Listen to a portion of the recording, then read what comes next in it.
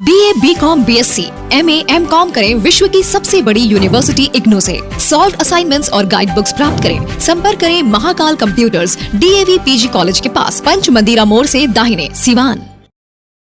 RS James and jewellers, जहां आपके लिए हॉलमार्क जेवर एक से बढ़कर एक डिजाइनों में उपलब्ध हैं। वहीं लेनी हो गोल्ड, डायमंड या चांदी के जेवर तो आज ही चलें सिर्फ और सिर्फ RS जेम्स एंड ज्वेलर्स। सबसे विश्वसनीय shop, Lal palace, station road, Siwan. Mobile number 9572658649 और 7979869474।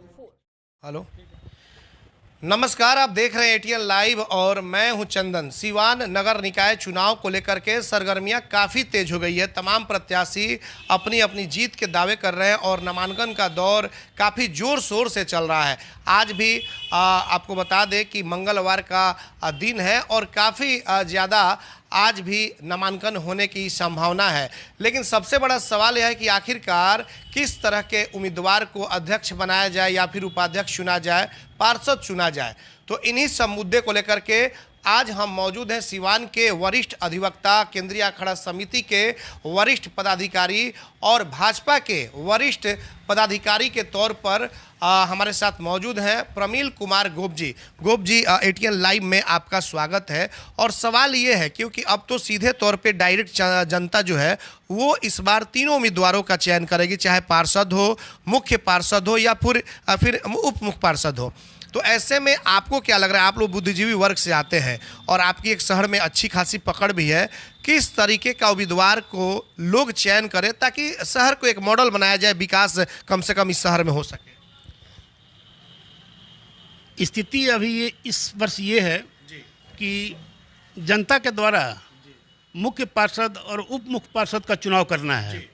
इसमें निश्चित तौर पर जो भी स्वच्छ छवि के लोग हैं, जो काम करने वाले हैं, अगर वो आते हैं तो शहर का विकास निश्चित तौर पर होगा। कैसे विगत वर्षों में देखा गया है कि जो वार्ड पार्षद चुनते थे वो ईमानदारी पूर्वक कार्य नहीं कर सकते थे। इसके बारे में विस्तृत मैं नहीं कहूँगा कि क्यों कार्य नहीं कर पा रहे थे, लेकिन सरकार के द्वारा ये जो कदम उठाया गया है कि डायरेक्ट जनता के द्वारा चुना जाएगा, तो ये नगर के हित में, समाज के हित में बिल्कुल इन सही काम है कि जनता के द्वारा चुना जाएगा। इसमें पार्षदों का बार्गेनिंग का जो स्थिति था वो समाप्त रहेगा। तो आखिरकार चेहरे तो बहुत सारे हैं, कुछ पुराने भी चेहरे आए हुए हैं जिन पर भ्रष्टाचार के भी आरोप लग चुके हैं। हम किसी का नाम नहीं लेंगे, लेकिन वो भी चेहरा फिर से एक बार इस मैदान में आया हुआ और वो भी पाक साफ होने की बात बोल रहा है और ये कह रहा है कि हम सिवान में विकास की गंगा बहाएंगे। तो आपको क्या लग रहा है कि जब जनता डायरेक्ट चेयरमैन या डिप्टी चेयरमैन का इस बार पहली बार वो मतदान करेगी तो ये तमाम चीज़ें मुद्दा बन सकती हैं? मुद्दा निश्चित तौर पर बनेगा, लेकिन अगर वही लोग हैं तो उसमें हमें देखना होगा कि कौन सा उसमें बढ़िया है। अगर सब दागी ही आते हैं तो उन दागी में कौन दागी है और जो विकास कर सके, इस पर मुझे ख्याल करना होगा कि ताकि जो जनता को ग्राह्य हो, जनता उसे स्वीकार कर सके, जो जनता के सुख दुख में भागीदार हो सके और सिवान का विकास कर सके। लेकिन सिवान का विकास करने वाले को ही आप अपना मतदान देंगे कि ताकि जो पिछले कुछ वर्षों से होता आया है कि चेयरमैन कोई चुन लिया जाता था लेकिन विकास नहीं होता था। तो ये बताइए कि आप तो शहर के बीचों बीच इलाके में रहते हैं, शहर की जो मूलभूत सुविधा है, बहुत सारी समस्या है। मुख्य रूप से कौन सी समस्या है और क्या कुछ होना चाहिए अगर कोई भी व्यक्ति चुन करके आता है? शहर की मुख्य समस्या है नाली, रोड और सफाई व्यवस्था। पहले हम लोग छोटे थे तो ये देखते थे कि वह जो वार्ड पार्षद जीतते थे, सुबह उठते थे तो सफाई कर्मचारियों को लेकर के नाली और रोड की सफाई करने में व्यस्त हो जाते थे। आज के दौर में वार्ड पार्षद उठते हैं तो नाली और रोड की सफाई की व्यवस्था में नहीं लगे रहते हैं, वो दूसरे काम में व्यस्त रहते हैं। तो आप वार्ड पार्षद भी वही चुने जो जनता के मूलभूत समस्याओं के साथ खड़ा रहे। मुख्य पार्षद और पार्षद भी उन्हीं को चुने कि जो मूलभूत समस्या है जनता की, उस पर ध्यान दें। गोप बाबू, कई लोग यहाँ से चेयरमैन रह चुके हैं, डिप्टी चेयरमैन भी रह चुके हैं, लेकिन एक मुख्य यहाँ पे समस्या देखी जाती है कि जब बारिश होती है तो पानी जो है सड़क में आ जाता है। नई बस्ती की अगर बात कर लें, या फिर इधर हम लहरा टोली के इलाके की बात कर लें, एमएम कॉलोनी की बात कर लें, या फिर अगर शहर की बात कर लें तो आज भी थाना रोड हो गया, या फिर बबनिया रोड का जो अस्पताल मोड़ का इलाका है आज भी जलमग्न हो जाता है 2 घंटे के लिए, 4 घंटे के लिए। या अभी जाइए आप शांति बट वृक्ष से लेकर के और डीएवी मोड़ तक का इलाका बहुत एकदम समझ लीजिए कि नारकीय स्थिति हो गई है।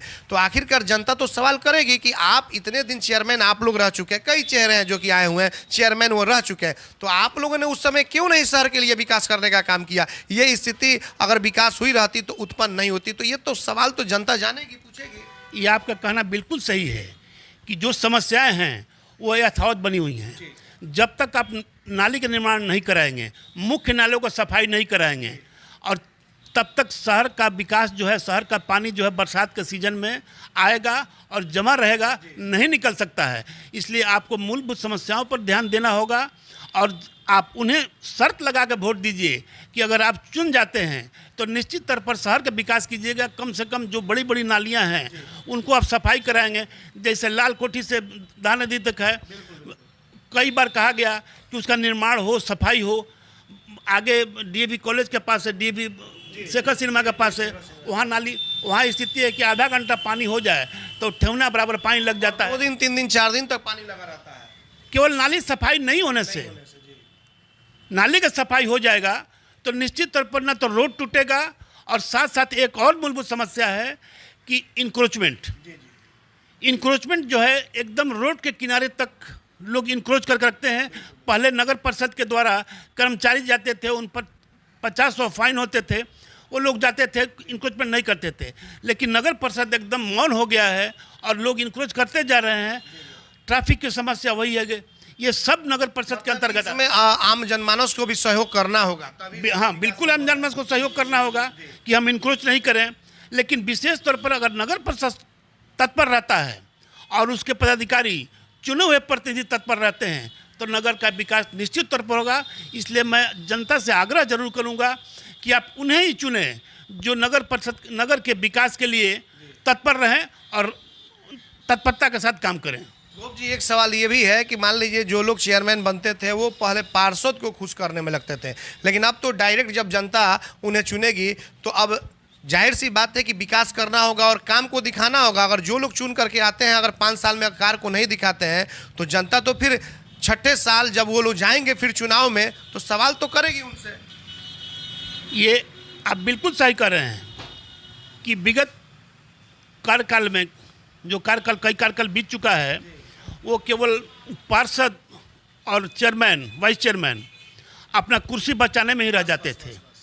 उसके लिए चेयरमैन को जो भी करना पड़ता था करते थे, नगर का विकास पीछे हो जाता था और पार्षदों को खुश करने में उनका 5 साल बीत जाता था। इसलिए ये सरकार का यह निर्णय है कि डायरेक्ट जनता चुनाव करे, ये बिल्कुल सही किया है कि कम से कम आपको कार्य करने का अवसर प्रदान होगा, आप नगर का विकास कर सकते हैं। क्योंकि आप पार्षद के भरोसे चुनकर नहीं जाइएगा, आप जनता के भरोसे चुनकर जाइएगा।